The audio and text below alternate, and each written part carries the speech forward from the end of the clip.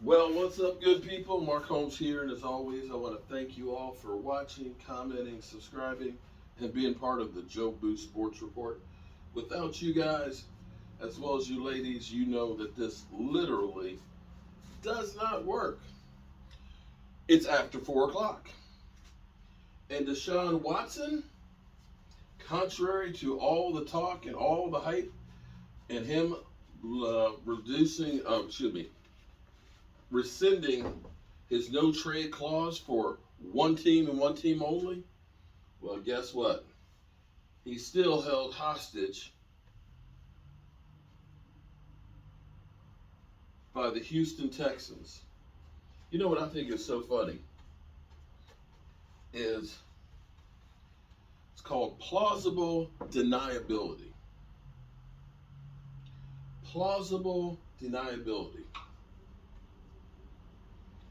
Understand what that means.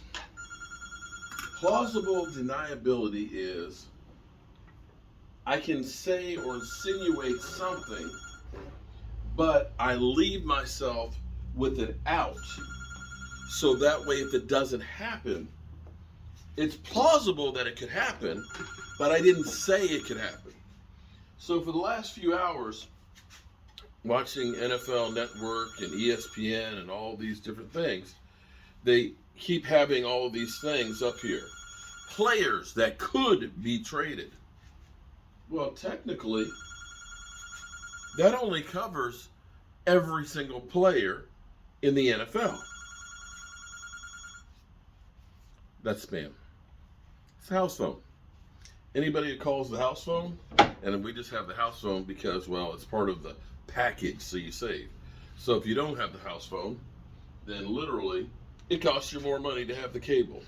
Anyway,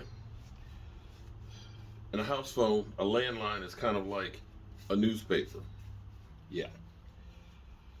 So they go through and they get you all excited about players that could be moving, could be traded. The key thing is they say could be. Could be. Well, that's anybody.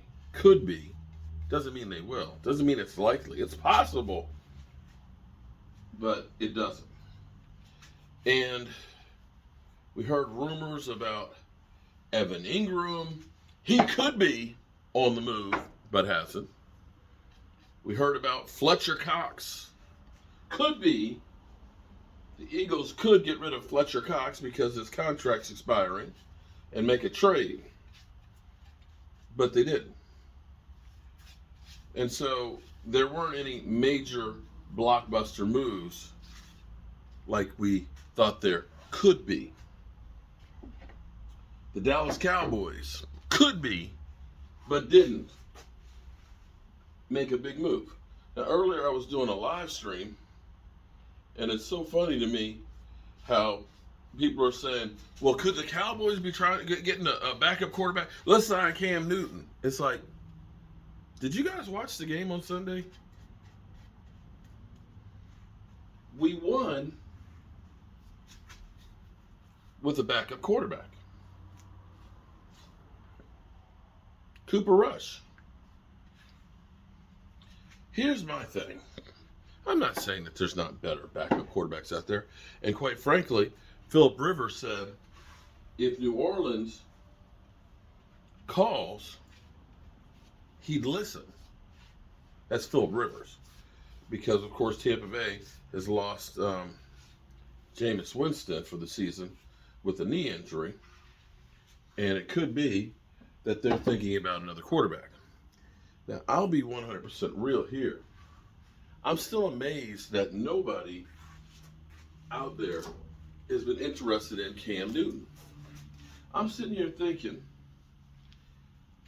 I know Cam Newton's diminished quite a bit in his abilities. He's not the same Cam Newton that won NFL MVP and went to the Super Bowl, losing to Denver. I get that. But you can't tell me, as I look around at teams, as I look at guys like Tyler Heineke, and think that Tyler Heineke is better than Cam Newton. As I look at Tyson Hill and say that Tyson Hill is a better option than Cam Newton, that Sam Darnold is a better option than Cam Newton. That's just where I just don't get it. But then again, maybe I never will. Back to our Cowboys. Here's the problem of bringing in somebody. And I call it the fantasy football problem. Because in fantasy football, it doesn't matter what system a guy plays in. It doesn't matter how much the guy's getting paid. It doesn't matter if he will fit what you're doing. It'll just go by what he's doing at the current place. And again, that's fantasy. It's not reality. In reality, you have to deal with the salary cap, in which case the Cowboys only have $3 million. You have to deal with training that guy to do what you do. When you only have, understand this, the Cowboys have a modified practice tomorrow, which means it's only a half-ass practice. They have a practice on Thursday and Friday and a walkthrough on Sunday. If this player that you're bringing in doesn't know your system, when is he going to learn it? Are you then going to say, we just brought so-and-so from another team who doesn't understand what we're doing, so we're going to give him all the reps to get him up to speed, which means the guys who do understand what you're doing aren't practicing the same amount. So now they've taken a hit on being prepared to play in the game, while you're bringing somebody who has to learn everything, the calls, the formations, and what it is you're trying to do and how you're trying to do it, and make them learn. And here lies the problem why you don't make these trades. And even with Von Miller going to the Rams, it could work out great for him. Thing is they're really just renting him right now because he's going to be a free agent at the end of the year, which means he's got to get a new contract. And you look at the age and the injury history that he's having the last few years. Do you want to invest a lot of money long term? Do you want to give up draft picks? Because as you start thinking about guys that are moving up trying to get a quarterback and they're giving up 3 number ones, or they're trading 2 number ones to get Matthew Stafford and taking a second and a third to get Von Miller. In real terms, as we think about, it's just a draft pick, those draft picks turn into real players. And if you're a team like the Cowboys that have drafted CeeDee Lamb in the first round and Diggs in the second round and Micah Parsons, and you start thinking about OC, you start thinking about Golston, you start thinking about these players that we're getting in the draft, do you really want to just give those away and not have that opportunity? Because the one thing you can look at about the Dallas Cowboys, I know y'all going to bring up Taco Charlton, but the Dallas Cowboys draft better than anybody else.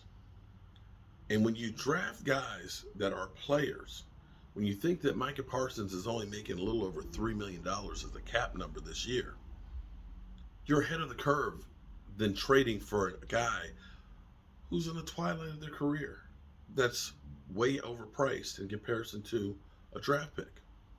So the trade news is there really isn't any major trade news. And that's it. So I'm done in here for a little bit. Let this stuff dry. Then on with another coat. I'm Mark Holmes. And I will see you later.